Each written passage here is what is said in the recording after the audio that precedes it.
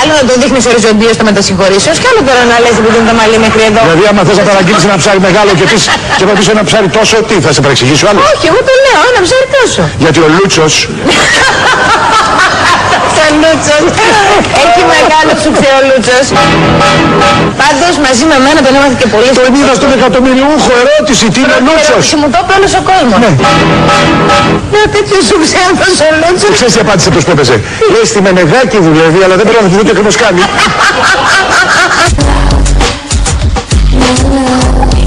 Το μεγαλύτερο που έχω πιάσει είναι τόσο.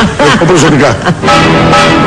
Εκεί έχεις πιάσει μόνο τόσο. Είναι. Εγώ μέχρι έχω πιάσει. Μπορεί να μεγαλύτερο. ψαρεύω, μπορεί να πόσο έχεις πιάσει. Βέβαια έχω πιάσει και τόσο. Λούτσο. Λούτσο δεν έχω πιάσει και ο Θέμος που τον έφερε είναι πολύ μακρύς ο Λούτσος. Έχει πιάσει Λούτσο με τα χέρια του. Ο Θέμος. Ναι. Πώς δεν τον έπιασε εδώ μέσα. Και τον πέταξε έξω γιατί... Δεν αφήνουμε τη συζήτηση με τον Λούτσο. Μα Τι λέω. δημιουργηθεί κανένα πρόβλημα.